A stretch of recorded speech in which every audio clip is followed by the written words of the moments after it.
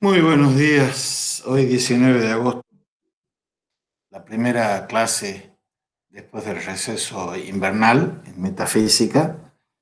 Vamos a hablar de la teología de los primeros filósofos griegos para contextualizarnos en lo que vamos. Este es el último punto introductorio de esta magna introducción, previo a entrar en los temas monográficos de Dante, Eckhart, Cusa, Ficino y Pico de la Mirándula. ¿Cuál es el título de esta materia? Dios y yo somos uno y la coincidencia oppositorum. Aquí hay una imbricación de temas y disciplinas, de un conflicto de facultades, para decirlo en términos kantianos, de la teología y la filosofía. Y cuando nosotros usamos la palabra Dios o la palabra teología, o usamos la palabra filosofía, estamos diciendo o usando términos que son polisémicos y que tienen sus historias. Nunca los términos, nunca las palabras son inocuas. Están cargadas de historia y esa historia hay que conocerla para saber qué decimos cuando decimos eso. Este extraordinario libro de Werner Jaeger, de quien ya hablamos cuando hablamos de la paideia griega y del humanismo y del cristianismo primitivo, es el autor de esa magna obra que el nombre es Paideia, y es el autor de esa síntesis o esa interpretación de que la República de Platón, antes que y más que un tratado de política, de politeia, de república, es un tratado de pedagogía, de educación política, lo vamos a ver aquí. ¿Cuándo nace la teología? En sentido histórico literal nace con Platón, pero hay teología previa a Platón. Y el recorrido que hace en este libro es la expresión de lo que se llaman las Gifford Lectures, las conferencias Gifford. Las Gifford Lectures son patrocinadas por el señor Gifford en la Universidad de San Andrés, en Escocia. Tiene una serie muy importante de reflexiones porque tiene un cometido principal, las Gifford Lectures: exponer la teología natural. Ahí ya estamos entrando en el tema. También la teología se dice de muchas maneras. Vamos a ver aquí cuándo nace la teología natural, para lo cual hay que saber qué es teología y qué es natural. La teología natural, según el señor Werner Jaeger, está naciendo con los primeros filósofos griegos. Por eso aquí no vamos a ver consumado, pero sí vamos a ver entrando lo que significan Platón y Aristóteles. Pero vamos a ver previamente de dónde nacen estos filósofos griegos.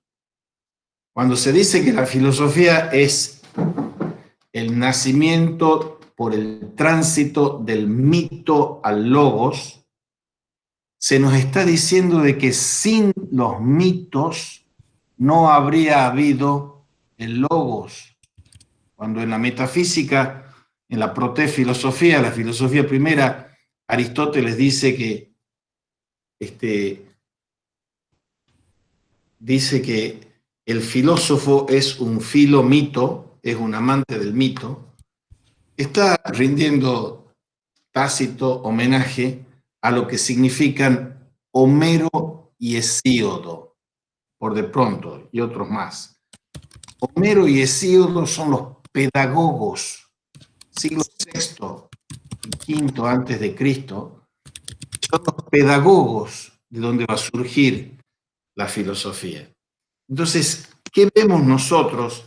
No vamos a ver todo el libro por razones de tiempo, pero está el libro a disposición para que ustedes lo consulten. No sé si se lo conseguirá en PDF. Sería bueno que traten de conseguirlo en PDF para leerlo. Vamos a ver ese humus del cual nacen las reflexiones de la teología de los primeros filósofos griegos.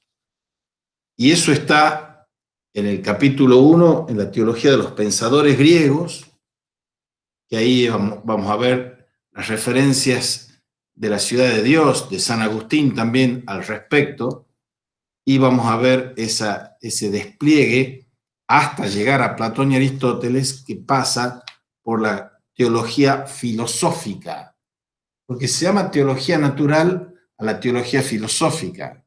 Por ejemplo, como paradigma, Santo Tomás de Aquino tiene dos sumas, una suma contra gentiles y una suma teológica.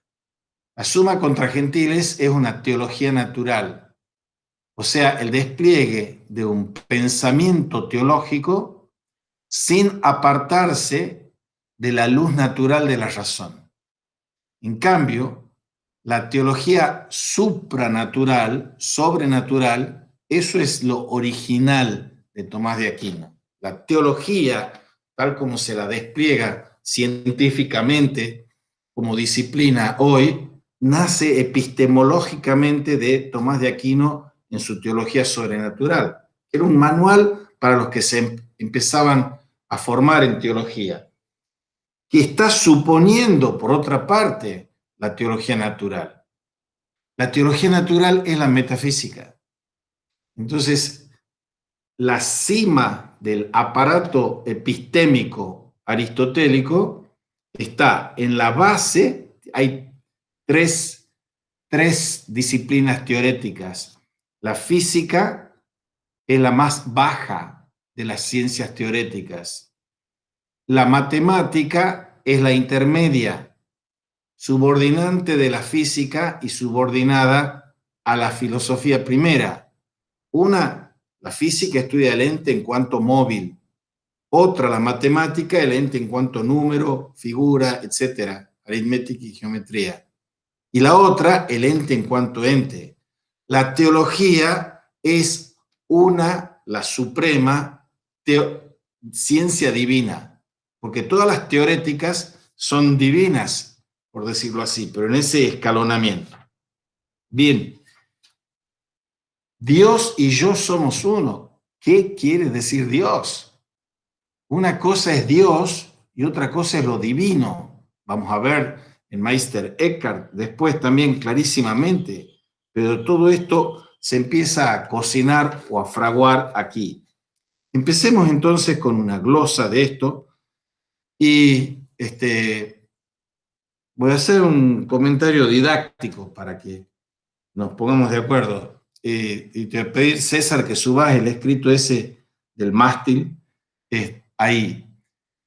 El desafío de esta educación virtual es que realmente esto no es un acto pedagógico hecho y derecho, porque lo hecho y derecho es la presencialidad. Estando constreñidos por las situaciones estas circunstanciales del coronavirus, estamos en este medio frío, inhumano, que corta de cuajo la comunicación en la que yo digo algo y los veo a ustedes. Ahora los puedo ver a ustedes, pero no los veo en la situación real. Entonces hay una serie de reflexiones, la que les estamos mandando ahora es un escrito breve que vamos a cambiar un poquito, sugiero el cambio, un poco de cambio, que en lugar de tener apagados los micrófonos permanentemente, cuando en el momento que ustedes escuchen algo que yo digo y les parezca oscuro, criticable o comentable, conectan su micrófono y intervienen para darle un poquito más de interactividad. ¿Está claro, no es cierto? Bien.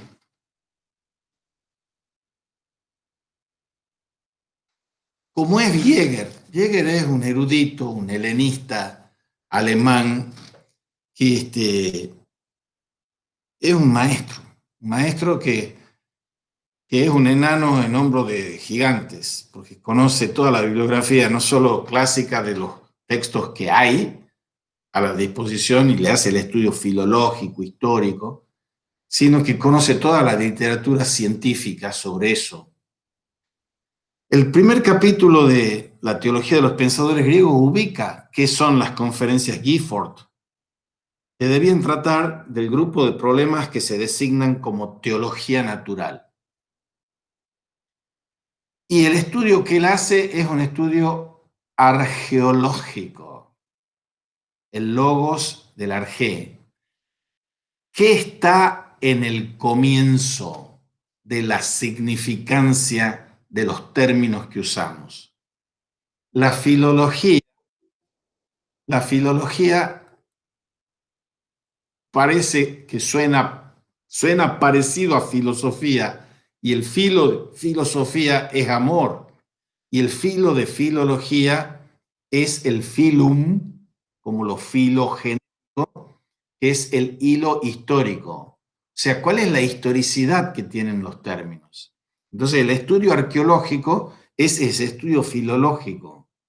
Y el estudio filológico es la quintesencia de la rama de lo que hoy se llama hermenéutica. Y uno lo puede ver en Heidegger, en Ricoeur, en Gadamer, etcétera, que están haciendo esto que está haciendo Jäger con esos estudios filológicos para indagar el tema de la teología de los primeros filósofos griegos. Ahora, la inmortalidad de la grandeza del pensamiento griego tiene que recibir a partir de esto un nuevo aliento vital. Y siempre que uno habla de los comienzos de la filosofía europea, tiene que pensar en la cuna griega, y todo el intento de rastrear los orígenes de la teología natural o filosófica tiene que comenzar por esta idea de teología naturalis.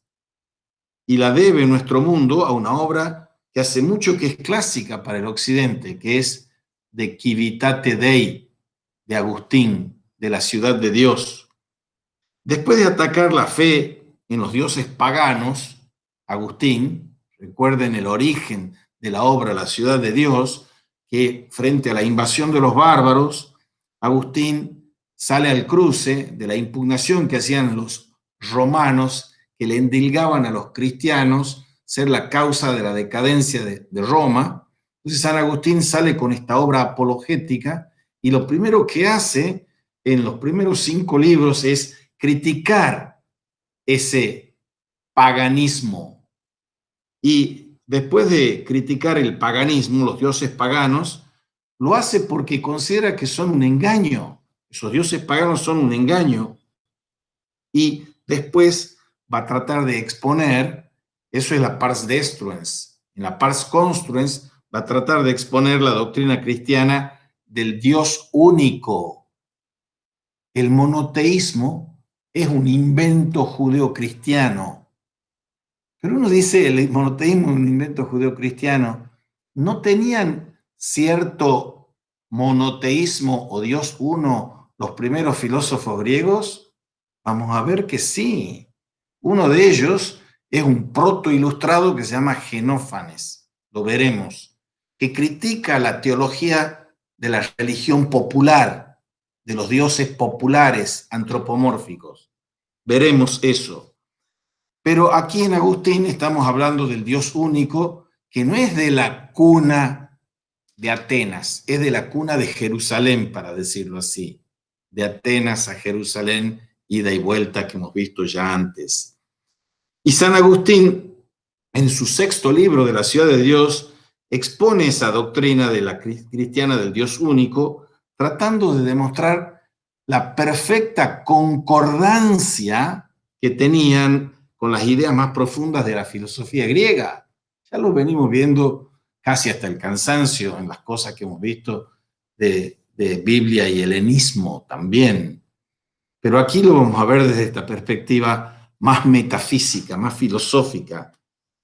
Para San Agustín, como para todo neoplatónico típico de su siglo IV al V, el único representante supremo de la filosofía griega era Platón, el divino Platón. O sea, la constitución de la teología cristiana procede de la filosofía de Platón, como buena parte de los textos de la propia Biblia, en San Juan, en San Pablo, etc. Y esa filosofía platónica, paradigmática, dejaba al resto de los pensadores como figuras menores, incluido Aristóteles, porque el gran monumento es el monumento de Platón. Y durante la Edad Media esto permaneció así. El filósofo más importante fue Platón, el platonismo. Y vamos a tener que esperar que pase toda la Edad Media y después que lleguen los árabes a la península ibérica y que lleven Aristóteles, lleven los griegos, recién entonces vamos a tener una paulatina, revolucionaria, convulsa mutación del paradigma de Platón a Aristóteles. Santo Tomás, San Alberto Magno antes que él, son la cooptación o la adaptación de Aristóteles a la filosofía. Y en el siglo XIV vuelve a haber una quiebra, cuando empiezan los Guillermos de Ockham, los Padua, los Meister Eckhart, todos ellos son la influencia renaciente del neoplatonismo. Cuando veamos Pico de la Mirandola y Ficino, estamos viendo cómo la Academia Platónica de Florencia es por otro sismo histórico-político, que es que están expulsados. En 1453 está la derrota de Constantinopla y vienen montones de griegos a enseñar filosofía griega en ese mundo latinizado en el que estaba asentándose el aristotélico tomismo. Entonces el platonismo vuelve con fuerza aquí. Entonces el Aristóteles estaba, como les digo, eclipsado durante larga parte de la Edad Media y desde el Renacimiento Platón vuelve a ser un poderoso rival en la concepción filosófica. Es importantísimo esta fundación del neoplatonismo en la Edad Media y después en el siglo XIV y en el XV.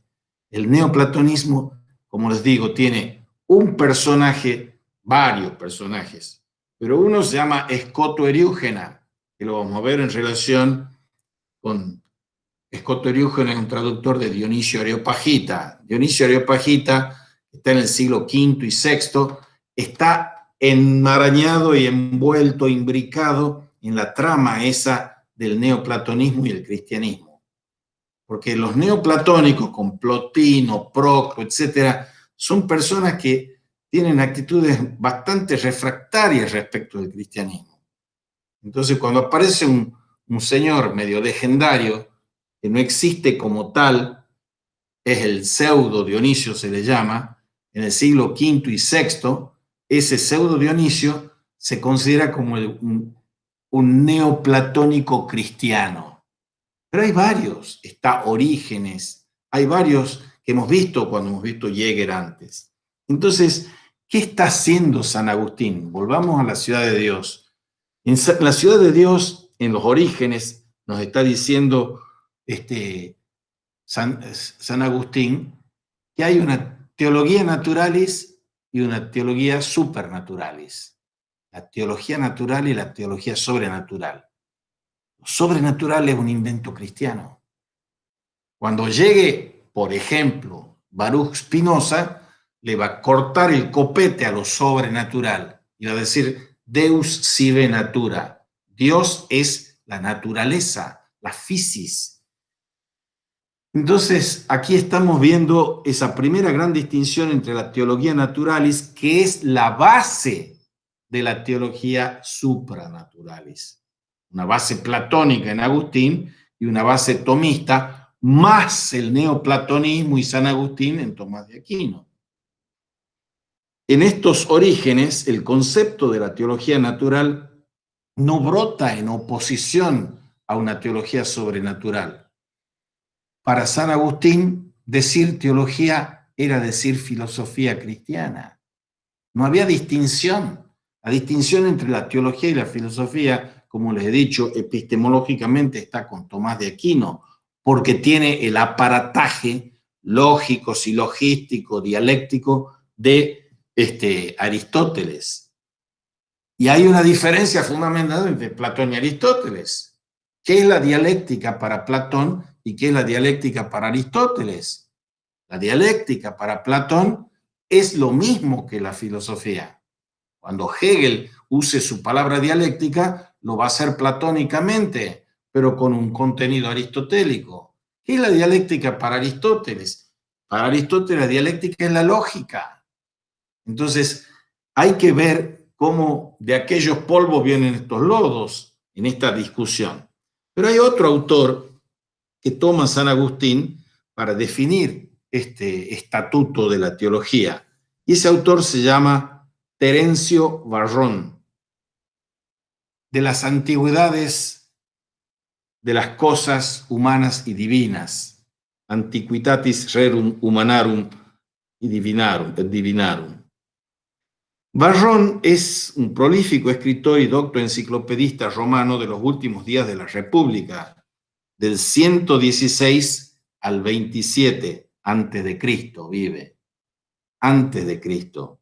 Y en la segunda parte de esa voluminosa obra de Varrón, titulada así, Antiquitatis Rerum Divinarum, Varrón había edificado una teoría de los dioses romanos con perfecta coherencia y sorprendente erudición arqueológica. Según San Agustín, Varrón distinguía tres géneros de teología: la teología mítica, la teología política y la teología natural. La teología mítica tenía por dominio el mundo de los dioses, tal como se encuentra descrito en el mundo de los poetas. O sea, vamos a tener que pasar varios siglos para que llegue un Hölderlin a hacer del poeta ese luminoso que considera Heidegger. Los poetas están antes que los filósofos. Lo que permanece lo fundan los poetas. La teología mítica es la teología poética. La teología política abarca la religión oficial del Estado. Van a tener que pasar milenios para que el término, el sintagma teología política adquiera una virulencia, pero digámoslo así, hiperbólicamente espantosa. La teología política es lo que alimenta la concepción y la discusión de un señor que se llama Carl Schmitt, que era el jurista de Adolf Hitler y es el ideólogo de nuestro Ernesto Laclau, por ejemplo. La teología política es una discusión virulenta que hay, por ejemplo, entre Carl Schmitt y Leo Strauss, discípulo de Heidegger, Leo Strauss, judío, exiliado, y que Leo Strauss es un pensador fundamental también para esto, y la discusión de la teología política es una cuestión central. Alguien contemporáneo y vivo que ha trabajado prolíficamente en esto es Giorgio Agamben. Entonces, la teología política tiene ese contexto en la que todo ordenamiento político tiene que estar fundado y anclado en lo teológico. Pero hay que aclarar qué es política y qué es teología. Y la teología política aquí es en orden de la teología política de la polis, de la cives romana en ese momento. Y después tenemos de esa religión oficial del Estado, las instituciones y el culto, tenemos la teología natural. Una es para los poetas, la mítica, otra es para los políticos, la política, y la otra es la de los filósofos, la teología natural. Entonces, la naturaleza de lo divino, y estoy diciendo, no digo la naturaleza de Dios, la naturaleza del divino, to, teión, no to, teos, la naturaleza de lo divino, tal como se devela y revela en la naturaleza de la realidad. Hay una Dios, ecuación Dios es la realidad y es el logos. Dios, realidad y logos. Entonces, lo que está diciendo aquí Agustín es que la teología natural es la única que podía llamarse religión. Hay que ver estas resignificaciones que tienen las palabras religión también aquí. La religión, que para Agustín quería decir, hay una vera religión, una religión verdadera y otras religiones que no son verdaderas. Por supuesto que para Agustín la religión verdadera es el cristianismo. O sea que no es una mera transcripción literal en un molde de las palabras griegas en un molde cristiano. La religión verdadera, la teología mítica, la de los poetas, representaba simplemente un mundo de las bellas pseudo-creencias. Aquí hay una distinción fundamental para comprender esto. ¿Qué papel juegan los poetas en la politeía de Platón? Está la verdad y están las apariencias. Está la verdad auténtica, la aletheia, y están esos encubrimientos, están los desencubrimientos, los develamientos de la aletheia, y eso es la filosofía, y los encubrimientos poéticos. ¿Por qué es tan importante esto? Volvamos en el paralelo a lo que significa Heidegger. Para Heidegger, a diferencia, proveniendo del cristianismo, a diferencia de Eckhart, como veremos en Eckhart y Heidegger, para Eckhart la fuente es la Biblia.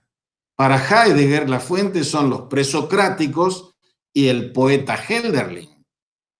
Esa resignificación y revalorización de los poetas como los referentes significantes más importantes viene de un poquito antes de Heidegger, viene del idealista alemán que se llama Schelling, que era un poquito más joven que Hegel. Hegel está diciendo, si yo hago filosofía no tengo que hacer literatura. En cambio, para Schelling, que era un enamorado de la poesía, solo la poesía me abre el camino a la verdad. Ahora, Dichtung Wahrheit, la poesía y la verdad, es un libro de Goethe. La religión, para Barrón, a quien está comentando Agustín, es una de las formas básicas de la vida social de la comunidad humana. O sea, religión, educación y política, paideia y politeia. La religión es la que me educa para convivir políticamente en paz, en justicia, en orden. San Agustín no ve en los dioses del Estado de Barrón nada mejor ni nada más verdadero que, la palabra es del señor Jäger, los mitos infames de los poetas. Platón los ha expulsado de la República, porque los poetas son los que mistifican, los que falsean, los que nos venden humo, los que nos dan apariencias, no lo que nos dicen lo que es. Los poetas son los que están produciendo esas ilusiones, mitos y velos dentro de la caverna. Hay que salir de la caverna. Solo el filósofo sale de la caverna. Los poetas crean mitos infames. Y esa actitud reaccionaria y radicalmente falsa, como le parece a Agustín de Barrón, se da frente al problema entero de la religión del Estado, señalando que Barrón vivía en un tiempo de escasa libertad política. La trama de la relación entre la poética y la política es clave. Tan clave es que sigue siendo hasta el día de hoy ¿Qué poética funda qué política? Porque si lo que permanece lo fundan los poetas, la españolidad la funda Cervantes, el anglicismo lo funda Shakespeare, el germanismo lo funda Goethe, al italiano lo funda Dante Alighieri, al argentino lo funda José Hernández o Sarmiento. O sea, los poetas están en la trama fundacional, pedagógica y política de una nación, de un Estado, de un ordenamiento cívico y político. Pero si yo vivo en un contexto cívico, político, reaccionario, dictatorial, tiránico, de escasa libertad, ¿qué poemas voy a hacer? Los poemas están dictados también por ese contexto político. Y esto muestra ese rasgo ideológico conservadurista que le impelía a Varrón a defender el Imperio Romano. Y lo que está diciendo Agustín, pero se les ha caído el imperio se ha caído no por culpa de los cristianos, es por una implosión de la decadencia del propio imperio. Por eso la vieja religión romana es falsa, está diciendo Agustín. Pero la nueva religión, que para él es la verdadera, está y debe estar fuertemente helenizada. No es que corte amarras con lo greco-romano, sino que le da un giro nuevo, porque esta concepción de la vieja religión romana es incapaz de convertirse en la religión de un imperio sano. Para San Agustín es inconcebible que ninguna religión verdadera tenga que restringirse a una sola nación. Ahí viene otro contenido fundamental, la universalidad. La universalidad, la pretensión de universalidad que tiene que tener una religión. Si una religión es una religión tribal, por decirlo así, o nacional, por decirlo así, o particular, por decirlo así, no es verdadera. Solo es verdadera una religión universal. ¿Cómo se llama universal? Católica. Cat holon. La religión para todos y de todos, según Agustín. Porque ese Dios y esa religión verdaderamente universal tiene que ser adorado universalmente. Y esta es la doctrina cristiana fundamental para Agustín. Pero es en el universalismo de la filosofía griega, porque los griegos también quieren la universalidad. Si la nota fundamental de la constitución de la filosofía primera es la universalidad, necesidad y eternidad a la que tiene que pretender acceder la episteme. O sea, cómo conjugar esa pretensión de universalidad griega con la universalidad que tiene que abrazar la religiosidad. Y la filosofía griega es auténtica teología, natural porque está basada en la comprensión racional de la naturaleza de la realidad. Dios, razón y realidad.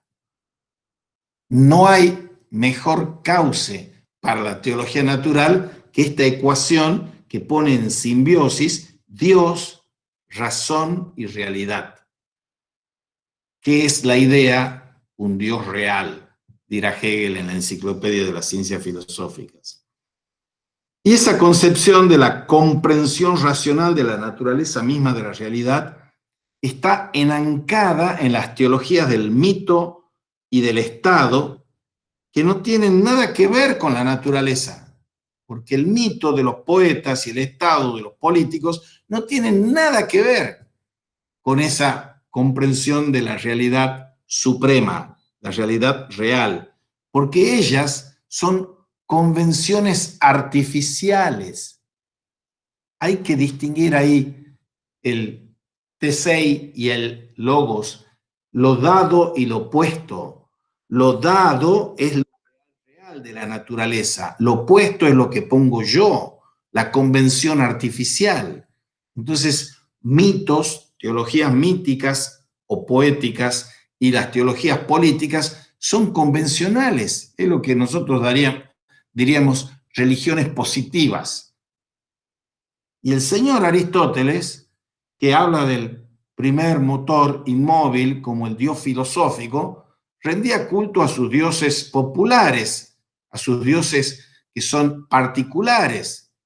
Pero el dios filosófico se desmarca de lo popular.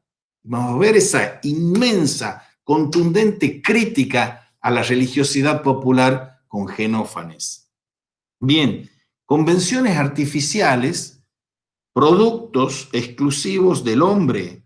Y el propio San Agustín dice que esta oposición es la base misma de la concepción de teología natural. Teología natural es lo contrario de teología positiva.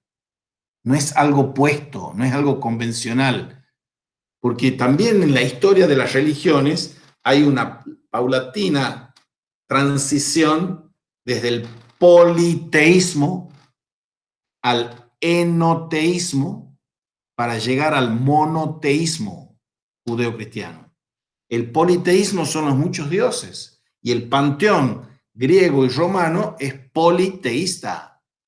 Entonces, eso pasa del politeísmo, que está en las culturas sedicentemente primitivas, pasa al enoteísmo. El enoteísmo es el dios de la montaña, el dios del pueblo, el dios de la nación, de la región, etc. Y del enoteísmo, que es todavía un dios particular, a ese monoteísmo, el único dios. Ahora, hasta Antístenes, que es un discípulo de Sócrates, cuya influencia fue profunda sobre la filosofía estoica, se había distinguido el único dios Fisei, un dios de la naturaleza, del dios puesto, del dios positivo, ese dios convencional. Esa es la gran distinción que hay que tener en cuenta aquí. Vayamos entonces a la palabra teología. La palabra teología es mucho más vieja que el concepto de teología natural y de la tricotomía barroniana de teología mítica, política y natural. Pero la teología es también una creación específica del espíritu griego. La palabra, y es este hecho que no se comprende siempre y merece especial atención, afecta no solo a la palabra, sino a la cosa que trata la teología. La teología es una actitud del espíritu que es característicamente griega, no es cristiana en su origen, y que tiene alguna relación con la gran importancia que atribuyen los pensadores griegos al logos, pues la palabra teología quiere decir la aproximación a Dios o a los dioses, a los teoi, por medio del logos.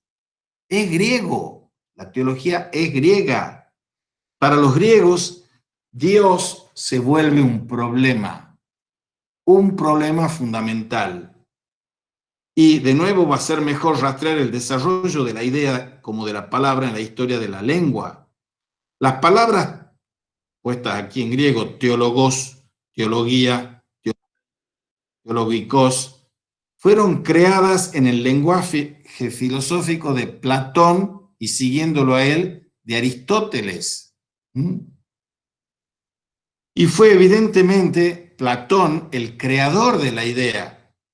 Introduce esta en su República, la Politeia, donde quería dejar sentado ciertas pautas y criterios filosóficos para la poesía, expulsar a los poetas de la República para educar cívicamente, la educación del ciudadano, la educación del polités.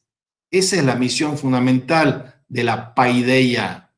Pero no puede haber una educación política sin una política educativa, esa imbricación entre paideia y politeia. Introduce esta noción en la República, donde deja sentadas estas pautas y criterios para la poesía.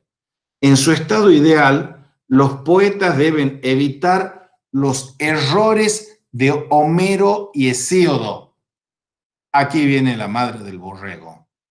Homero y Hesíodo son esos mitificadores de la paideia prefilosófica.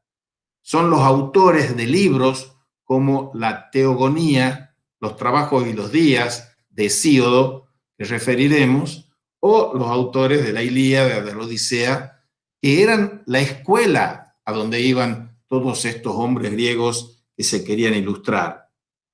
Introduce esa referencia a la crítica.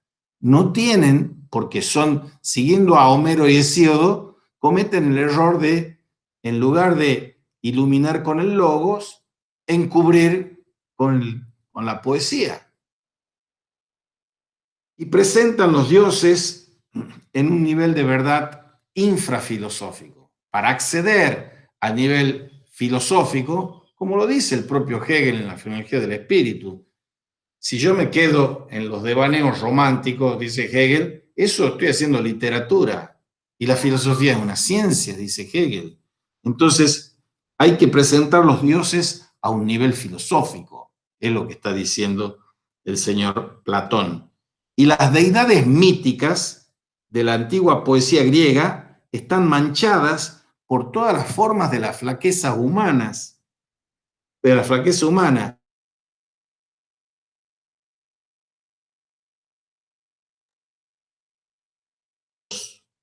Que tenían Platón o que tenía Sócrates. Al proponer Platón en la República ciertos esbozos de teología, está diciendo que es necesario que brote la creación de una filosofía del más alto nivel, que dice desde entonces, ese conflicto de ese esbozo de teología, está estableciendo un conflicto entre la tradición mítica y la aproximación natural o racional al problema de Dios. Mito frente a logos.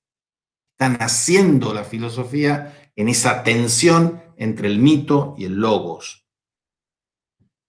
Esta concepción del conflicto entre la tradición mítica y la aproximación natural o racional al problema de Dios aparece en la República, pero aparece en uno de sus últimos libros, que son magistrales y canónicos y clásicos, que se llaman Las leyes en Platón. Platón no es un solo Platón, hay una génesis y una evolución de Platón, desde la República, un primer gran clásico, a las leyes, que es un último clásico, en el que él va variando las posiciones. En las leyes se presenta la filosofía en su más alto nivel, como teología, la filosofía como teología, en este sentido filosófico, no teológico, mítico, poético. Y desde entonces todo el sistema de la filosofía griega, con la sola excepción del escepticismo, culmina en una teología. Era inescindible filosofía de teología con el último Platón. Y el maduro y genial Aristóteles va a definir a la metafísica, una de las definiciones, como teología también, como ciencia buscada, teología, como lo divino. Las palabras derivadas de teología son especialmente frecuentes en las obras de Aristóteles y de su escuela, y denotan un complejo especial de problemas y una determinada actitud intelectual. Aristóteles señala una íntima contradicción en los usos que uno hace de teología. De un lado, Aristóteles entiende por teología la rama fundamental de la ciencia filosófica que él llama filosofía primera. Repito, la rama fundamental de lo que nosotros estudiamos en esta cátedra, metafísica, la filosofía primera, la protefilosofía, o la ciencia de los primeros principios, los arjai, la rama fundamental de la metafísica y la ciencia de los primeros principios. Es la rama que más tarde va a recibir el nombre de metafísica entre sus seguidores, con Andrónico de Rodas a la cabeza.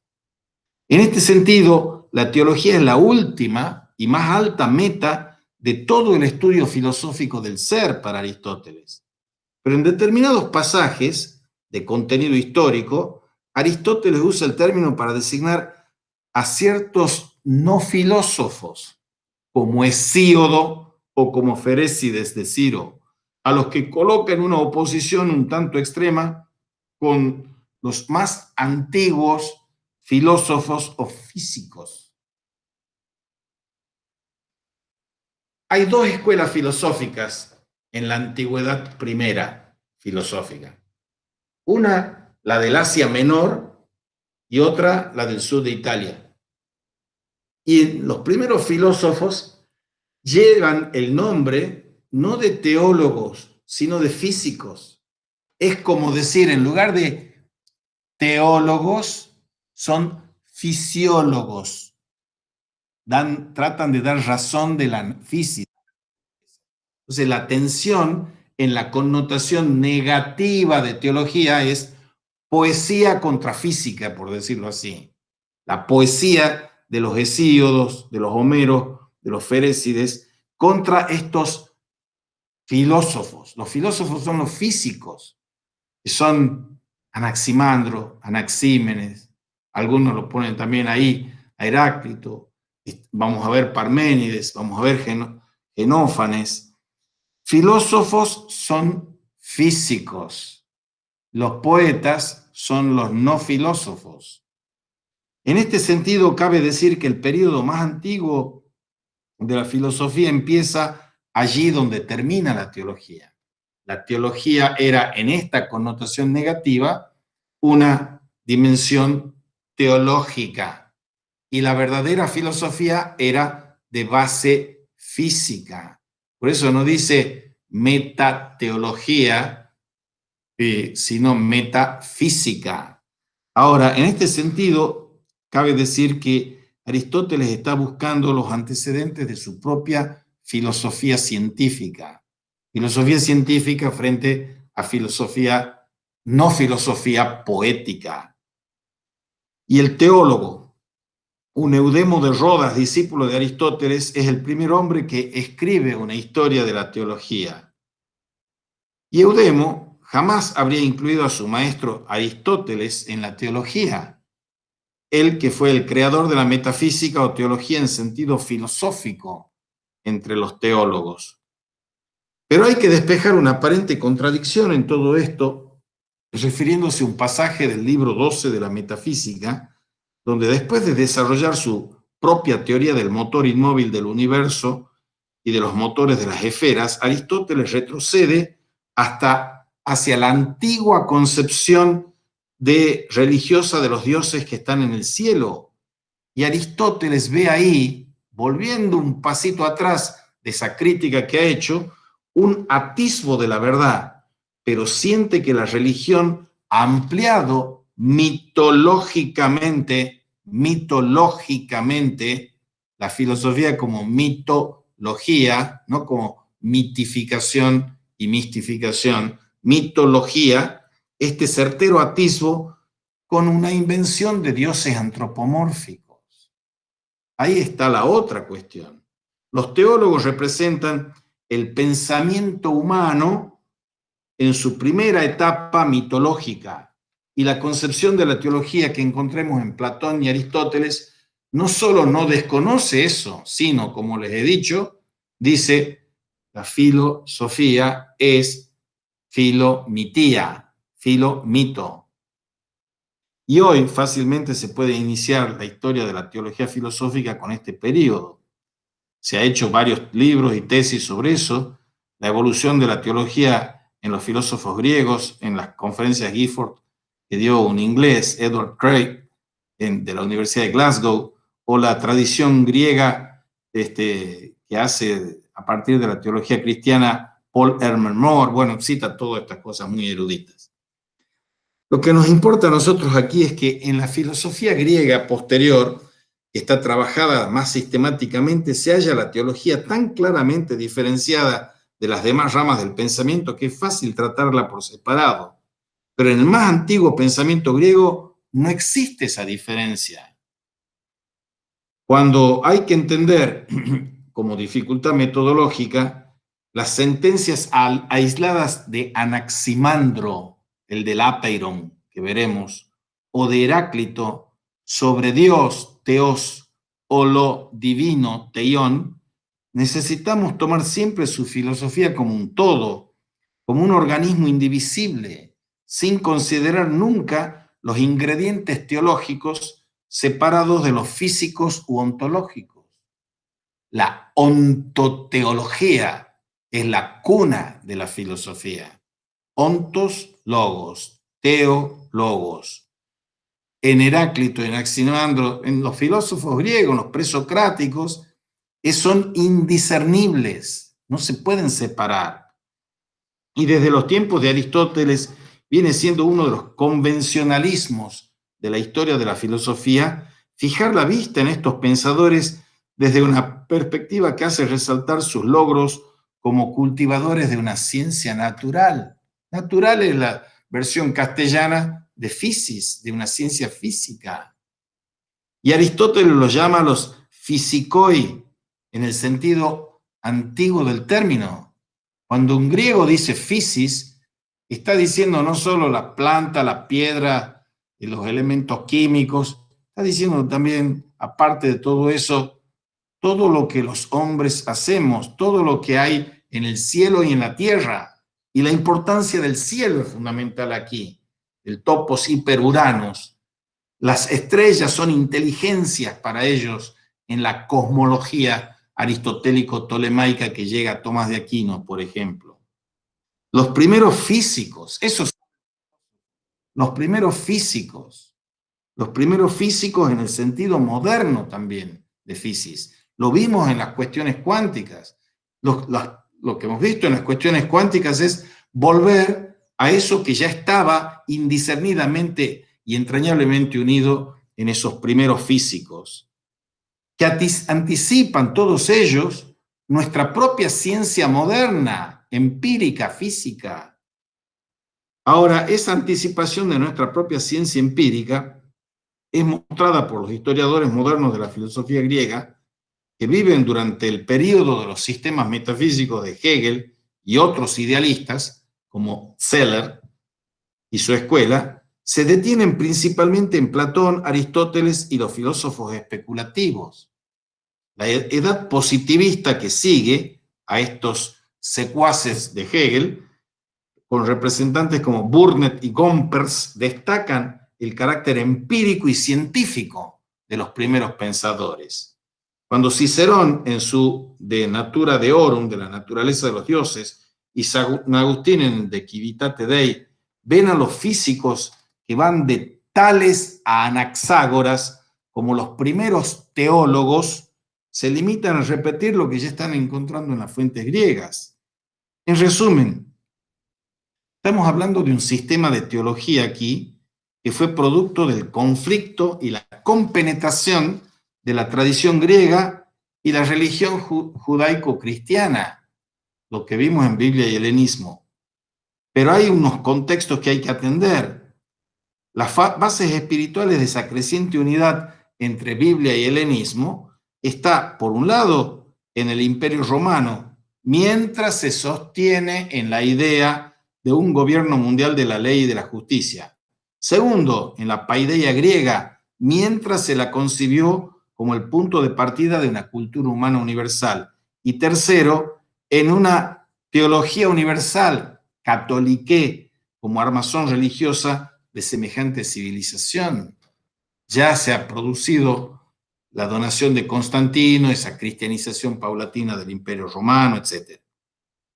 En resumen, aquí, la teología filosófica de los primeros pensadores griegos representa, como reconoce claramente y proclama altamente San Agustín en su Ciudad de Dios, el ontanar de esta teología universal que se fue desarrollando. Vamos así avanzando con pasos un poco más cautos. Cualquier cosa que me quieran preguntar o comentar o criticar, bienvenido. Uno de lo que escucha en el primer año cuando estudia filosofía antigua, le dice que la frase de Tales de Mileto es que el agua es el principio de todas las cosas. Y se nos explica que la búsqueda de estos fisiólogos era buscar un principio, un arjé, o los principios que fueran los principios últimos explicativos de la realidad. Para Tales, el agua. ¿Y eso de dónde sale? ¿Es una invención y una ocurrencia peregrina del señor Tales? Sale de Homero. Y sale de Homero porque se adelanta Homero a la teoría de Tales, de que el agua es el principio fundamental de todas las cosas. Homero y Hesíodo son los precursores de la filosofía. Veamos por qué. Estos precursores de la filosofía, como Homero, llaman a los protoi theologuminae, exactamente como dentro del mismo orden de ideas habla de los más antiguos filósofos, los protoi filósofos, los protofilósofos. Se oponen los filósofos a los antiguos teólogos, los filósofos a los antiguos teólogos, teologein, del tipo de Hesíodo, esta simbiosis de poesía y teología que critican y sin embargo aprovechan los Platones y los Aristóteles. Lo esencial en los filósofos, se dice, es que proceden por medio de métodos rigurosos de demostración, deducción, inferencia, lógica. Los teólogos, en cambio, son los que proceden míticamente. Esa es la distinción metodológica, en forma mítica. Y la caracterización anterior no se aplica a Homero, al contrario, indica la naturaleza de la diferencia entre la teogonía de Hesíodo y la épica homérica. Hay un tránsito entre la teogonía y la cosmogonía. Teogonía es la génesis de Dios, cosmogonía es la génesis del mundo. Y hay una distancia entre la épica de la Ilíada, la Odisea y la teogonía de Hesíodo.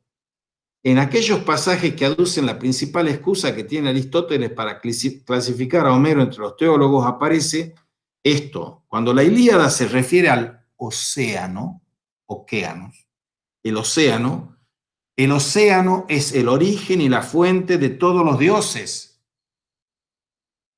Esto tiene una resonancia teogónica, y cuando en otro verso se describe océano como origen y fuente de todas las cosas, nuestro buen Borges, que era súper erudito, en su temprana juventud, él tenía mucha influencia vanguardista y era bastante manierista en su vanguardismo, y ese modernismo y vanguardismo le hacía exacerbar el uso de las metáforas. Y Borges, con una perspicacia genial como la suya, decía, ¿por qué decimos que Poseidón es una metáfora y no decimos que océano es una metáfora? Si toda la literatura es un pequeño puñado de metáforas. Entonces aquí, ¿metáfora de qué es océano? Del origen de todas las cosas. O sea, el agua es el origen, el principio de todas las cosas. Ahora, en la época más antigua, no había ni asomos de llamar al poeta por su nombre. El poeta en esa época era un vehículo anónimo de la inspiración de las musas. Y las musas le dicen a Hesíodo, sabemos cómo decir muchas cosas falsas que suenan como verdaderas, pero también sabemos cómo expresar la verdad cuando lo preferimos. Verdad y falsedad. Las musas inspiran la verdad y también la falsedad. El postulado básico de Hesíodo es el de que hasta los dioses han tenido origen. Los dioses han tenido un origen, teogonía. Y los dioses, esos que han tenido un origen, no pueden ser dioses eternos. La idea nueva en aquel tiempo era una idea frecuentemente implícita en las leyendas, aun cuando pareciera incomprensible e incompatible esto con el hablar corriente de los dioses eternos, los inmortales, dicen los dioses. Dioses eternos y dioses que tienen origen, parece que no se casan. Y hay que meterse en la sabrosísima y riquísima historia de la mitología para ver cómo de qué suelo nutricio arrancan estas teogonías. Por ejemplo, hay narraciones míticas, poéticas, que se cuentan como la de Cronos y Rea. Cronos es el tiempo, Rea es el ritmo. Cronos y Rea a quienes se había hecho hijos de Urano y de Gea. O sea, el tiempo y el ritmo, estoy traduciendo burda y vulgarmente, el tiempo y el ritmo son hijos del cielo y la tierra. Más allá de esto, no iba la serie. Se había alcanzado un primer principio y no se hacían más preguntas. Nadie que tratase de dar a todos estos cuentos sobre los divinos antepasados un orden preciso, como hacía Hesíodo, podía dejar de ver a los dioses mismos de la misma manera. En esta forma se va desarrollando una genealogía sistemática de los dioses. Para Hesíodo, que es capaz de ver divinas personalidades hasta en las fuerzas físicas como el cielo y la tierra. En los trabajos y los días, Hesíodo prolonga esto, porque el poeta nos cuenta cómo en un principio vivían los hombres en un estado paradisíaco, sin trabajos ni esfuerzos, los trabajos y los días, y cómo el robo del fuego por Prometeo y la creación de Pandora, la primera mujer, trajeron el mal y la responsabilidad al mundo. Y esto es teología en el sentido más auténtico, la teología poética de Hesíodo. La teogonía va a retroceder hasta la cosmogonía, dice Jäger, cuando el poeta procede a poner en conexión la reinante dinastía de los dioses con los primi-evales, los que están en el primer Evo, los primi-evales, no los medio-evales, los primi-evales Urano y Gea, o sea, cielo y tierra. Y ya hemos dicho que el pensamiento de Hesíodo nunca va más allá del cielo y de la tierra, que son los dos fundamentos del mundo visible. El mundo visible, lo aparente, ese mundo visible tiene un antecedente. ¿Cuál es el antecedente del mundo visible? El caos. Contraposición fundamental, caos-cosmos. El cosmos nace del caos. El caos, en la física, Aristóteles habla del caos como de un espacio vacío, un topos. Y otro pasaje de la teogonía muestra que el caos no es nada más que el espacio que se abre como un bostezo entre el cielo y la tierra. Y evidentemente la idea del caos pertenece a la herencia prehistórica de los pueblos indoeuropeos, pues la palabra está relacionada con cascón, que es bostezo en inglés, gape, y de la misma raíz gap formó la mitología nórdica la palabra inungagap para expresar esta misma representación del abismo. Caos, abismo. Abismo en alemán, Abgrund. Grund, fundamento. Grund, razón. Principio de razón suficiente, subrayen del Grund. Antes del Grund está el Abgrund, el abismo. Caos y abismo están en el principio. Para Hesíodo, que piensa en términos de genealogías, hasta el caos tuvo su origen. No dice en el principio era el caos, Hesíodo, sino que dice primero tuvo origen el caos y luego la tierra, Gea. Pero su teogonía es de notoria importancia para una futura filosofía que antes o después será en realidad lo bastante consecuente para hacer tales preguntas. Y me parece ocioso discutir si la verdadera religión griega está en el mito o en el culto. Hay que juzgar la teología de los filósofos naturales de Grecia como un fenómeno religioso, dice Jäger. Después de todo, no hay razón alguna por la que no debamos ver en la teogonía de Hesíodo una de las etapas de la preparatorias de la filosofía que pronto iba a llegar. Ahora, la crítica negativa a esta cuestión, en que los filósofos no solo aluden a la concepción del caos y el comienzo de las cosas, sino de hecho a todo el lado cosmogónico de la teogonía, la crítica negativa no es la única respuesta que en estos hombres provoca Hesíodo. pues en la teogonía de Hesíodo hay mucho que tiene directa significación filosófica para ellos. Se puede ver, por ejemplo, la forma en que la peculiar concepción de Eros, la erótica, como el primero de los dioses que tiene Hesíodo, que va a ser desarrollado luego por Parménides y por Empédocles. En realidad, esta idea ha sido de una fecundidad casi ilimitada a lo largo de la historia de la filosofía. El Eros, el dios Eros, incluso hasta las teorías del siglo XIX sobre el amor cósmico. Para Empédocles es el amor, o como él lo llama, la filía, la causa eficiente de toda la unión de las fuerzas cósmicas. Recuerden cuando hemos visto cuestiones místicas, Wilhelm Jäger, y nos decía que más místicos son los físicos cuánticos y los físicos contemporáneos que los teólogos y los filósofos al uso, porque hay esa conciencia transpersonal que es la conciencia cósmica en la que Dios y yo somos uno. Eso está en el budismo, está en el cristianismo, está en todas las místicas, que es lo que rige monográficamente este programa del 2020. Empédocles es el amor, la filía, causa eficiente de toda unión de fuerzas cósmicas.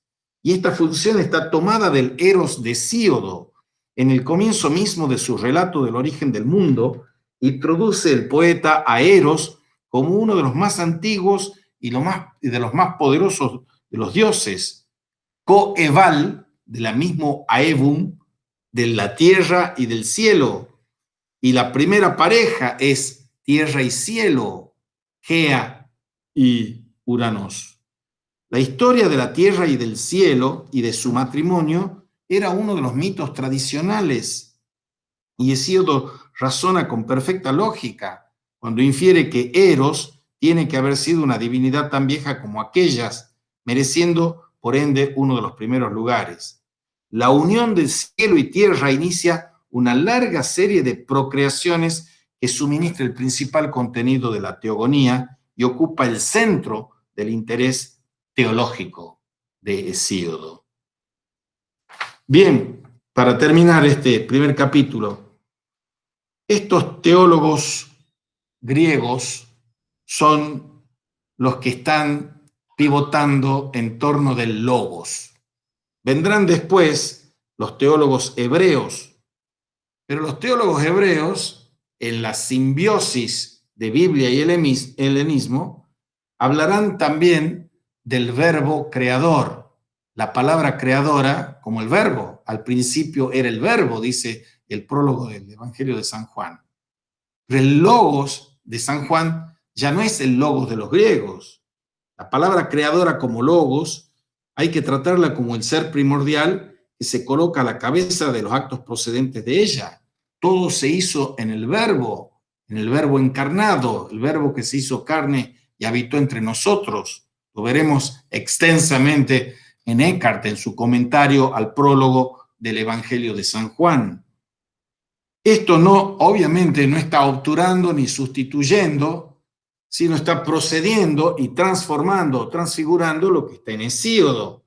Para Hesíodo, el problema de las divinidades, objeto de culto, el cielo, la tierra, Cronos, Rea, lo importante es que la introducción de Eros es de todo punto típica del pensar teológico de Hesíodo.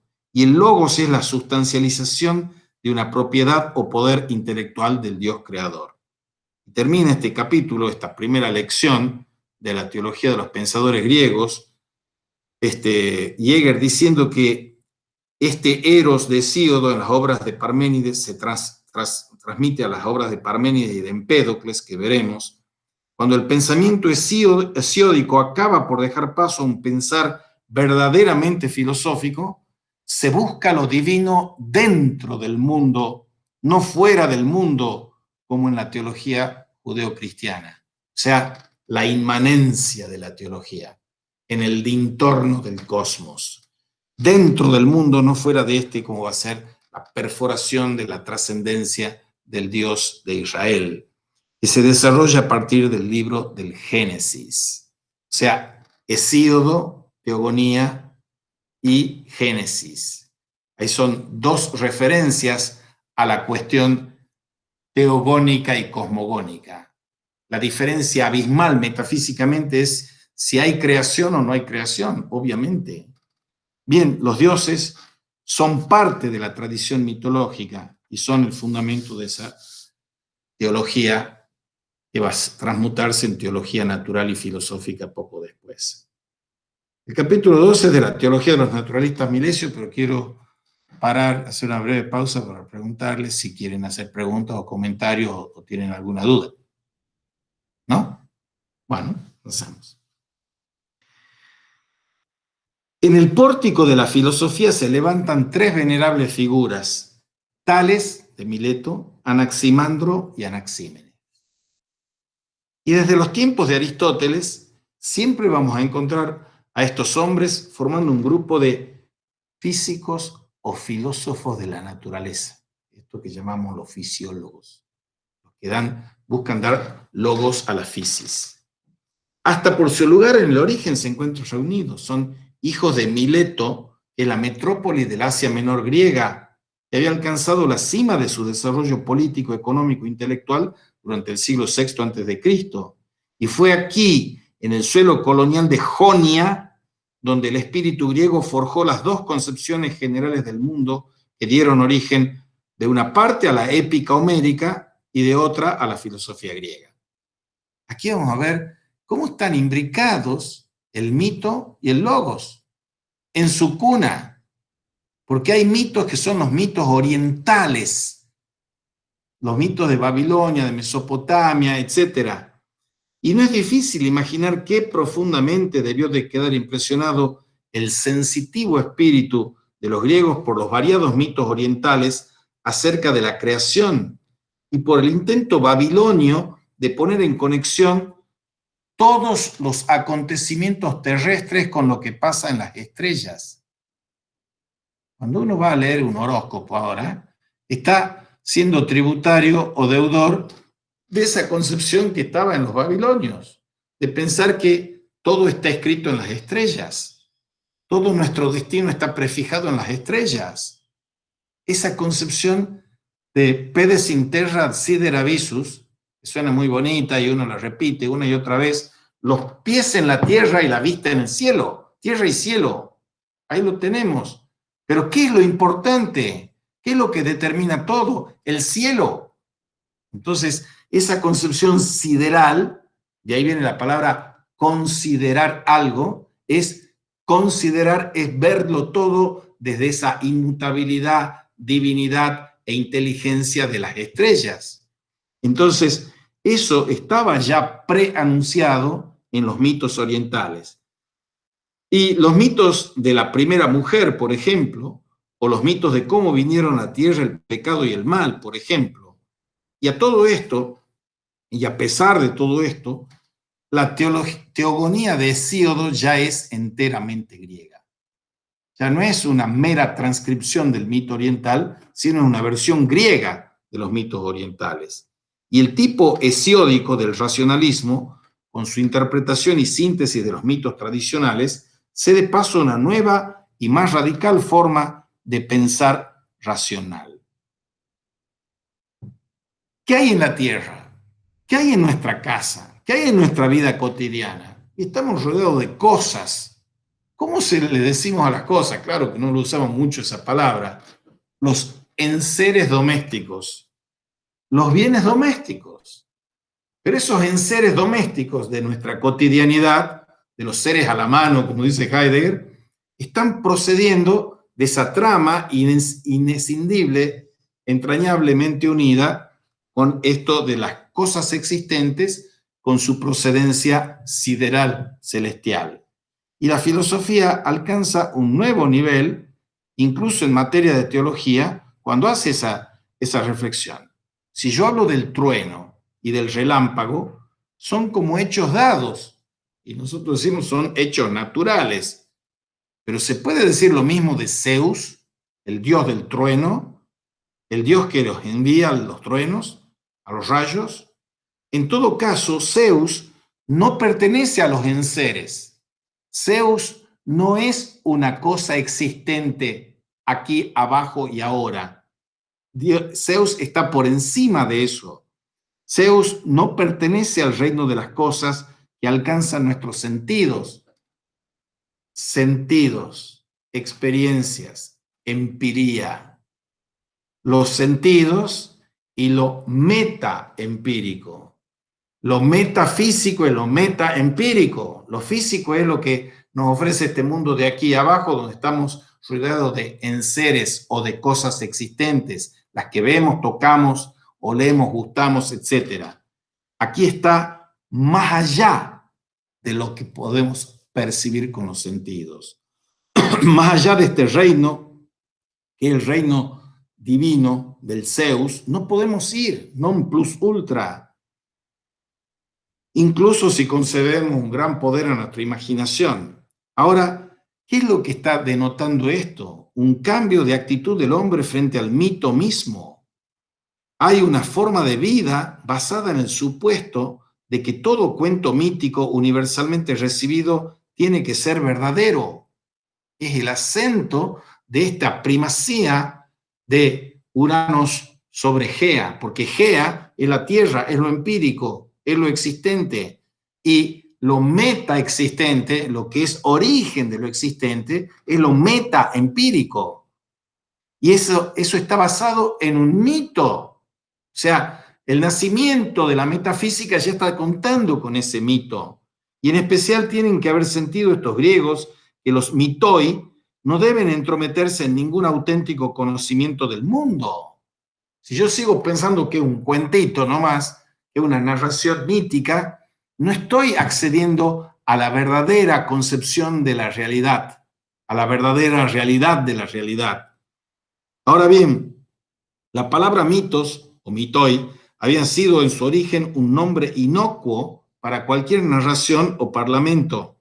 Pero en el tiempo de estos filósofos presocráticos de los milesios, cuando los hombres empiezan a volverse hacia una fuente más directa de conocimiento, tuvo indudablemente la palabra que comenzar a tener un sentido negativo. Nosotros decimos, lo que vos estás contando es puro cuento, eso es un mito, decimos nosotros, ceñimos las cejas y decimos despectivamente, estamos diciendo lo que estaban diciendo los primeros críticos de los mitos, que son los milesios. Cuando el mito pasa de ser un cuento o un parlamento que tiene una validez no criticada a ser algo que es casi un sinónimo de que es falso, de que es mentira. Entonces, la filosofía nace también de los mitos y como crítica a los mitos, en estos primeros filósofos griegos. La palabra comienza a tomar un sentido negativo que va a resultar casi universal en tiempos de Tucídides, y que se expresa con un matiz singularmente claro en el adjetivo del método. Aquí tenemos lo mítico en el sentido de lo fabuloso y lo no autentificado, en contraste con cualquier verdad o realidad verificable. Ahora, hay que esperar que todo lo que tuviera semejante punto de vista se lavara las manos ante todo aquello que hemos venido llamando teología. De ahí nace el primer divorcio entre la filosofía y la teología. Ya hemos mencionado tangencialmente antes. Se quieren lavar las manos los filósofos. Para ser filósofo tengo que negarme a ser teólogo. Para desterrarlo al reino de lo imaginario. La teología, como la poesía, es fruto de la imaginación.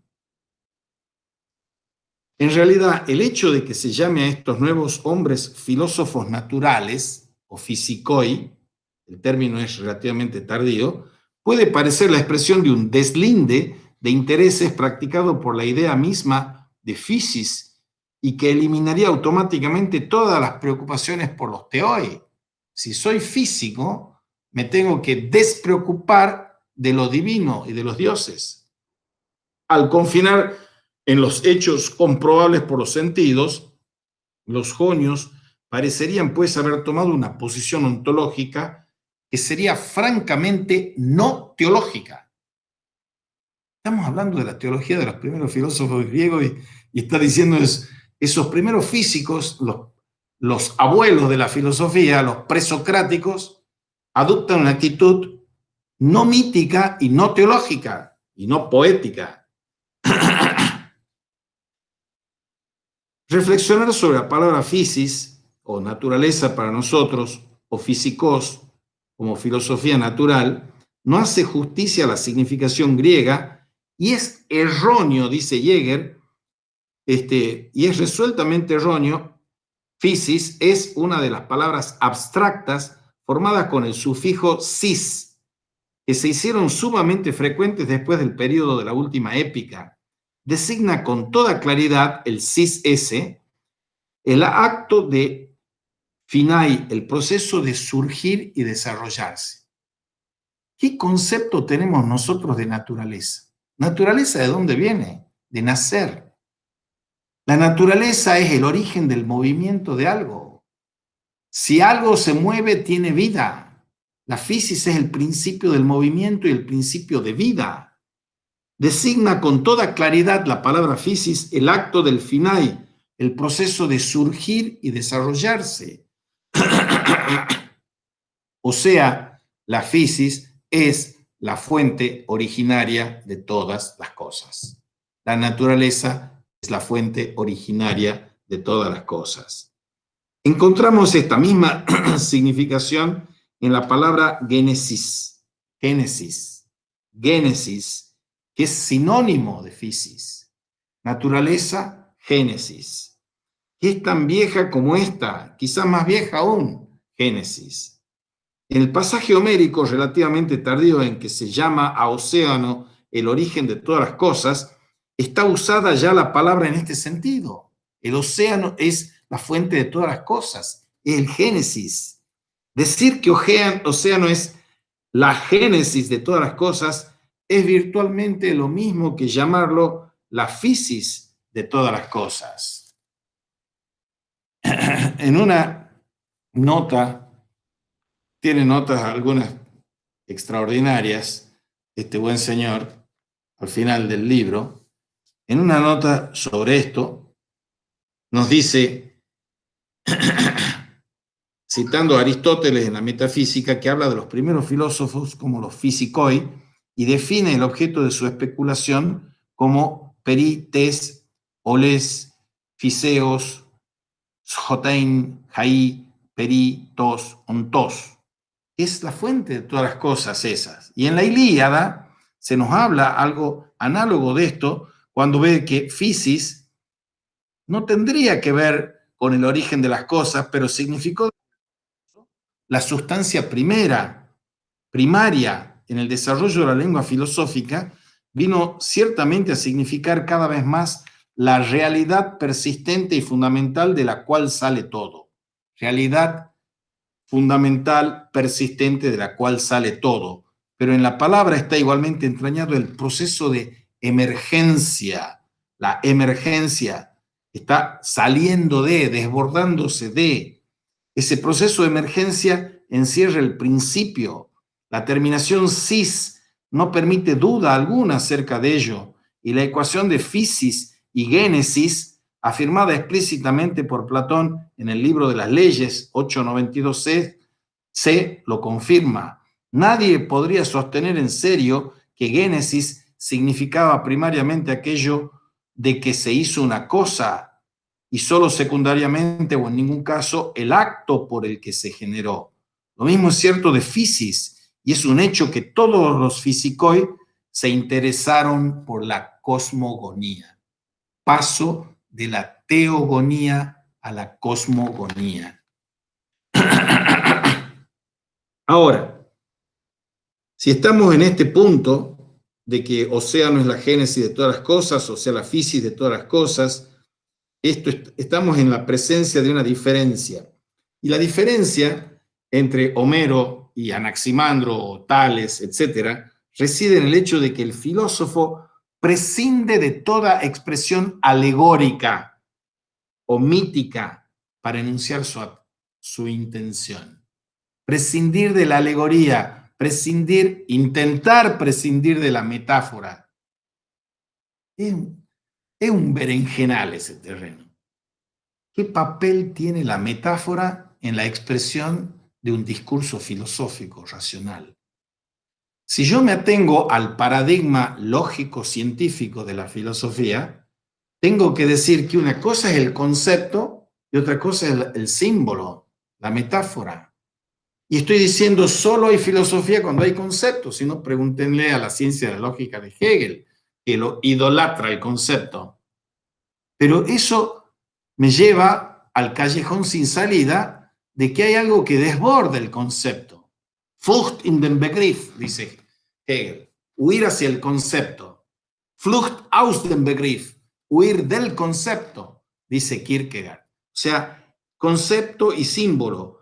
Los filósofos nacen, como Hegel trata de hacer, como conceptualistas y como rechazando la metaforología, la metáfora, las alegorías y los mitos, etc. Esto va a ponernos en un brete a nosotros porque esa concepción o expresión alegórico-mítica no enuncia la intuición de que todas las cosas han venido del agua. ¿Y el agua qué es? ¿Es el H2O o es también una metáfora? Su agua es una parte visible del mundo de la experiencia. Eso es lo que está viendo Tales. Está viendo el agua. Pero su manera de ver el origen de las cosas le acerca mucho más a los mitos teológicos de la creación o le lleva a competir con ellos. O si bien la teoría parece ser puramente física, evidentemente la piensa como teniendo también lo que podemos llamar un carácter metafísico. Hay un gran pensador alemán, ya muerto, que ha escrito un libro que se llama Paradigmas de Metaforología y otro que se llama tenemos una nueva alumna. Y otro que se llama El naufragio con observadores, con espectadores, que se llama Hans Blumenberg. Y Hans Blumenberg se ha puesto en un instituto que estaba dirigido, entre otros, por Gadamer, Rotaker y otros más, y Ritter, que se llama Archivo para la Historia del Concepto. Se ha puesto a desarrollar una concepción de la metáfora como inescindible del discurso filosófico, las alegorías, todo esto. Y aquí está poniendo ese Jäger, mucho antes, porque esto es del 36, estas lecciones. En el 51 está el paradigma de la metaforología, y en los 50, en los 70, en los 80 sigue Blumenberg. El trabajo sobre el mito, ver la importancia que tienen los mitos.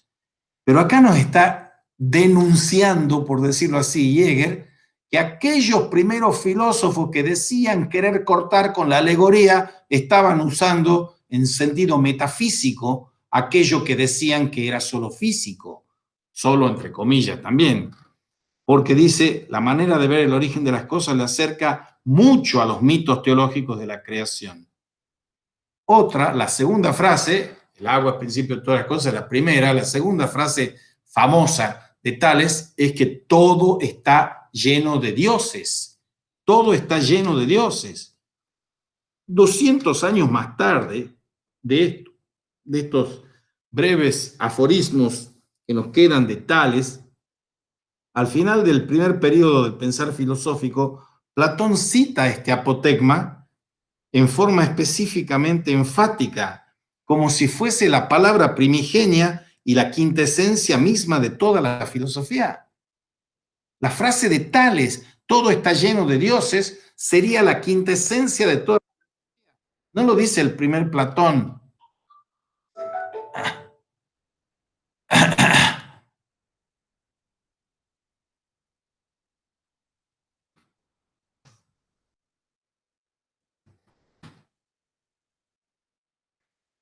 Perdón. La quintesencia de la filosofía lo dicen leyes 899b y en 967. La quintesencia de la filosofía es el apotegma talesiano, todo está lleno de Dios. En ese libro de Hans Blumenberg que les mencionaba, La risa de la cierva Tracia, está alegorizando Blumenberg ese pasaje legendario en la historia de la filosofía de que Tales, que era un perspicaz y muy crematístico negociante de olivas, iba caminando y se cae al pozo por mirar el cielo. Y entonces iba acompañándolo una sierva tracia y se ríe. Todos los filósofos están destinados a recibir las risas de las siervas tracias que están con los pies en la tierra porque él se ha caído en el suelo, porque se ha caído por no mirar el suelo, por ver el cielo. Entonces la sierva tracia es la ridiculización de la filosofía. Pero eso es Tales. Tales está diciendo todo está lleno de dioses, pero está diciendo el primer principio de todo es el agua, presuntamente con anclaje en los pies en la tierra, en lo empírico. Ahora, la misma verdad básica de la que ha partido Platón y ha partido Tales antes, su discípulo en teología, Filipo de Opunte, cita las palabras en Epinomis como la fórmula definitiva del estudio filosófico del ser. Y se da un nuevo contenido a esa antigua sentencia de Tales. Platón la interpreta naturalmente a su propia manera y nosotros podemos adivinar lo que Tales tenía realmente en la cabeza. Tenemos varias pequeñas pruebas de que le interesaban los imanes y Aristóteles sugiere que aquí puede haber pensado en la atracción magnética. Y esto querría decir que Tales se habría servido de este solo fenómeno como base de una generalización sobre la naturaleza del llamado mundo inorgánico. Todo está lleno de misteriosas fuerzas vivas. Si uno ve una atracción magnética y se pregunta, ¿y por qué se atraen esos metales? Entonces todo está lleno de dioses, donde hay fuerzas, donde hay atracciones, ¿quién está produciendo eso? Todo está lleno de misteriosas fuerzas vivas. Y la distinción entre la naturaleza animada y la inanimada no tiene de hecho fundamento alguno. Todo está animado, quiere decir. De ahí viene la concepción de Gea, la gran concepción ecologista contemporánea de Lovelock, que Gea es el planeta, es una entidad orgánica, viva. Entonces todos los ataques depredadores que hacemos nosotros, ecocidas, son un suicidio cósmico, un suicidio planetario. Veamos lo que está pasando, que una epidemia chiquita de coronavirus, lo digo con toda ironía, ha permitido darle un respiro a la naturaleza y que vuelvan las especies animales que se estaban extinguiendo, que se cierre el agujero de ozono. Gea, la Tierra, ente vivo, todo está lleno de misteriosas fuerzas vivas. Y de ahí hay que pasar a inferir la unidad con U mayúscula, unidad de toda la realidad como algo viviente. Ese panpsiquismo, que es un panteísmo, porque todo está lleno de dioses, todo está vivo. Y no podemos decir hay naturaleza muerta y naturaleza viva. Si hay naturaleza, hay vida. Todo está vivo. Y los dioses de Tales no viven aparte, en una región remota, inaccesible, sino que todo, esto es todo este mundo que nos rodea familiarmente y que nuestra razón toma con tanta tranquilidad, está lleno de dioses y de los efectos del poder de esos dioses. Hay otra figura egregia, canónica, que es la de Heráclito. Y hay una primitiva frase de la vieja filosofía helénica que es una anécdota atribuida a Heráclito. Heráclito el oscuro, el Heráclito de Éfeso, dice que estaba sentado al lado del hogar. A ver, hogar, Heimlich, lo acogedor, lo hogareño. ¿Qué es el hogar? Una estufa. Estaba sentado al lado de la estufa, digamos, al lado del hogar, de su casa, calentándose. Y se dio cuenta de unos visitantes que se hallaban en el umbral de su puerta y lo iban, vacilaban para entrar o no entrar. Y entonces él les grita, entren, también aquí hay dioses. Entren, también aquí hay dioses. En el hogar están los dioses. Los alemanes tienen una palabra para hogareño que es Heimlich. Y el antónimo de Heimlich es unheimlich, es lo siniestro. Palabras claves para Freud o para Heidegger. Lo acogedor y lo siniestro. Lo acogedor, lo hogareño, es que también ahí, en lo acogedor y hogareño, están los dioses. Y se han tomado esta frase como referencia al fuego, como el principio de todo, del que sostenía Heráclito que era el primer principio de las cosas. Lo veremos en un capítulo aparte a Heráclito, pero aquí ya nos está poniendo en paralelo el agua de Tales con el fuego de Heráclito, porque el fuego sería el primer principio de todas las cosas. Las palabras de Heráclito suponen la sentencia de Tales de que todo está lleno de dioses, ingeniosamente aplicada aquí a la situación del momento. A ver, en una de las notas complementarias a este pasaje, se nos habla en términos del alma del mundo, del espíritu del mundo, etc. Y se habla de esta cuestión de los dioses.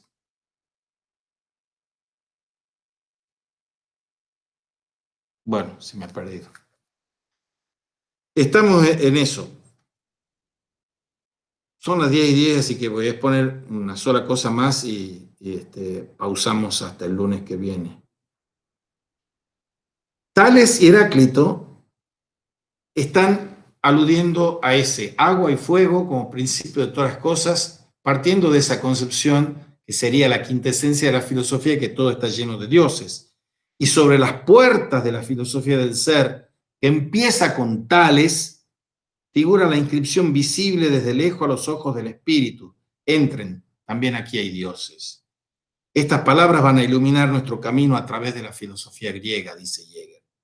Al tratar de Tales, es naturalmente imposible conocer la conexión interna entre su audaz afirmación de que todo está lleno de dioses y sus ideas más especiales. Cuando pasamos a Anaximandro, podemos encontrar las conexiones de un modo mucho más preciso. Y ahora voy a empezar la exposición de Anaximandro porque es un pensador centralísimo, el del apeiron, de lo indeterminado. Es el más cabal de los filósofos estos, de los primeros filósofos griegos, para decirlo así. Con este filósofo, dice Jäger, estamos por primera vez en situación de ver claramente lo que puede llamarse su teología como un vástago directo del germen de su nueva intuición de la fisis. Una nueva intuición de la fisis. Anaximandro pugna por encontrar la clave de la oculta estructura de la realidad, descubrir la matemática proporción y armonía de las relaciones del mundo entero y sus partes. La convicción de Anaximandro se acerca al mundo como un todo y del postulado de que el universo tiene que tener un sentido racional.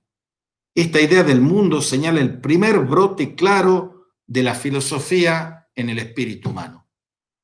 Que todo el mundo tiene que tener una inteligibilidad porque está investido de logos.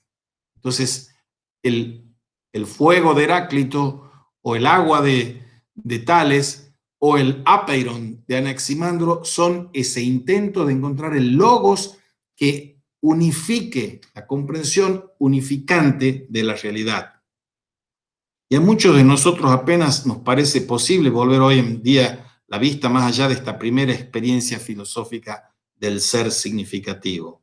El cosmos de Anaximandro señala el triunfo del intelecto sobre todo un mundo de rudos e informes poderes que amenazan lo humano.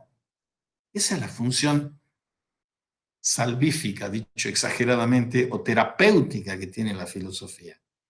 Los hombres vivimos en un mundo que nos es hostil por todos los costados. Y la filosofía está puesta aquí al servicio de que esa hostilidad se convierta en acogimiento hospitalario. Filosofar como búsqueda del acogimiento hospitalario en la trama de la realidad en la que vivimos, nos movemos y somos. Incluso estos viejos dioses que veníamos viendo con Hesíodo, Homero, tienen negada la entrada en este nuevo sistema del mundo que está proponiendo Anaximandro. Él también está rechazando esas deidades mitológicas, aunque persistan sus nombres y sus cultos, y la desaparición de estos viejos dioses deja un vacío, y ese vacío lo tiene que llenar el filósofo.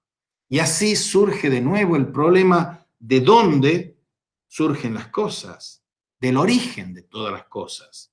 Mientras que Tales pensaba aún en términos de una simple intuición sensible y concebía el mundo como emergiendo del agua elemental, tomando una forma permanente, o después se verá con Heráclito el tema del fuego, la cosa con que empieza el mundo solo puede ser algo que no sea idéntico a ninguna de las sustancias dadas. Por eso dice que es el primer filósofo.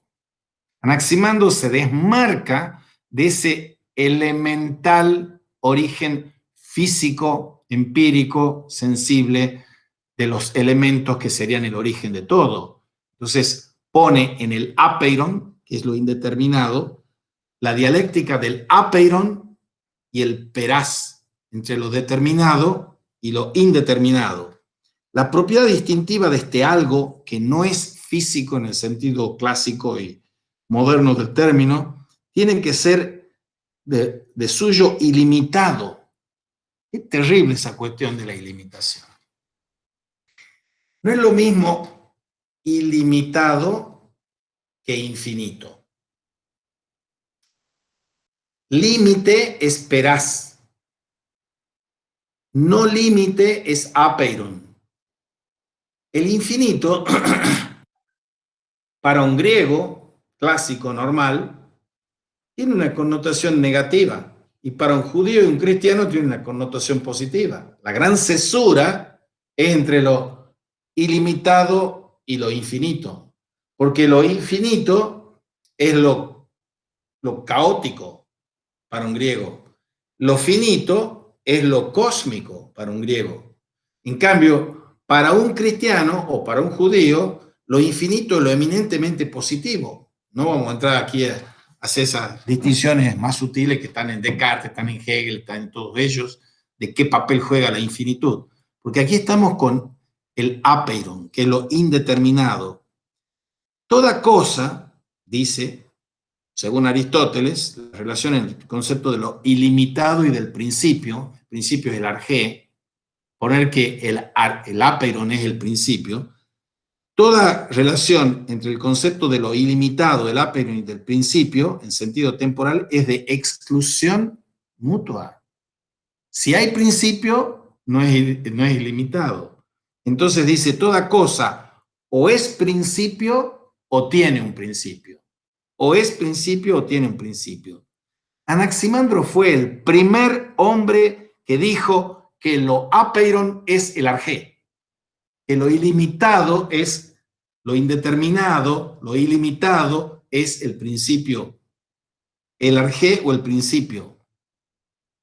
Hay dos palabras filosóficas fundamentales. Una la pone Anaximandro, que es el arjé, y que tiene una connotación esencial hasta hoy. Y otra es los elementos, los toigeo, lo estocástico, que la pone Platón. Pero aquí estamos con el apeiron como el principio. Y la idea del apeiron es la idea de un principio absoluto para el señor Anaximandro. Y dice, como principales propiedades de lo apeiron, dice el señor Anaximandro, en cuanto es un principio, tiene que ser también algo que no se genere ni corrompa. Todo lo que no es principio es degeneratione et corruptione. Se genera o se corrompe. Por eso, los inmortales, los inmutables, los eternos, todo eso está en el orden de los arjai, de los principios. Lo que se genera o se corrompe no es principio. Lo que se ha generado tiene necesariamente que terminar, y toda corrupción tiene igualmente un término. Por ende, como hemos dicho, de suyo carece de principio. Antes bien es, así se lo concibe, el principio de todo lo demás. Y dice, de lo apeiron está hablando, abraza todas las cosas y gobierna todas las cosas, según declaran aquellas gentes que no afirman ninguna otra causa además de lo apeiron, como el espíritu, el nous, el espíritu o el amor, la filía. Aquí piensa Aristóteles en Anaxágoras y Empédocles, cuando está describiendo el apeiron de Anaximandro. Y esto, dicen, es lo divino. Toteion. El apeiron es lo divino. Pues es inmortal e indestructible. El apeiron es inmortal e indestructible, como sostiene Anaximandro y la mayoría de los filósofos naturales. Él fue, Anaximandro, el que aplicó estos términos, inmortal e indestructible, a lo ilimitado, de lo cual sostenía que brota todo devenir. Y esto establece la dialéctica de peraz y apeiron, de límite e ilimitado, en la palabra argé. Bien, argé se usa entonces en el sentido de principio. Y la primera aparición de la palabra argé, Teofrasto, un discípulo de Aristóteles, se la atribuye a Anaximandro. Y Aristóteles escribe: toda cosa o es de suyo un principio o tiene un principio. Lo ilimitado, empero, no tiene principio, pues de otra forma tendría límite. Nada de lo que tiene un principio, dice Meliso, otro filósofo, y un fin es eterno o ilimitado. Les vuelvo a insistir sobre la distinción entre ilimitado e infinito. Por ejemplo, Dios para Descartes es infinito, pero yo, para filosofar en forma clara y distinta, yo no puedo filosofar sobre el infinito. Sí puedo filosofar sobre lo inmenso. Lo inmenso es del orden cuantitativo, de la res cogitans, res extensa. ¿Y qué es? Dios es una idea innata. Dios viene a la idea. Dios es el infinito. Eso ya está en San Anselmo. Entonces, cuando estamos obviamente previo al cristianismo, con Anaximandro, no estamos ante el infinito, estamos ante lo ilimitado. Y eso es el principio absoluto, es lo ilimitado, abraza todas las cosas. Aristóteles nos dice que lo apeiron de los viejos filósofos era la materia, la ile. La ile, cuando se dice que la materia es lo determinable y la forma es lo determinante en el ilemorfismo de Aristóteles. La materia es lo determinable y la forma es determinante. Entonces, él dice, Aristóteles, que lo apeiron de los viejos filósofos está restringido a la materia de las cosas. Sería inexacto decir que abraza todas las cosas, es una crítica que le están haciendo, pero es claro que Aristóteles está aquí haciendo la crítica de un determinado pasaje que tiene delante, que es el mismo texto del que había hecho uso en la parte antes mencionada de la física, el que lo apeiron abraza todas las cosas y gobierna todas las cosas. Bien, bueno, vamos a seguir con esto, con Anaximandro, porque da para eso. Así que ahora, si tienen preguntas, comentarios de lo que vamos viendo, si lo pueden digerir o no. No hay pregunta, no hay comentarios, crítica. Lo dejamos así entonces. Bien, nos vemos entonces, Dios mediante, el lunes. Listo, nos vemos el lunes, gracias. Chao, igualmente.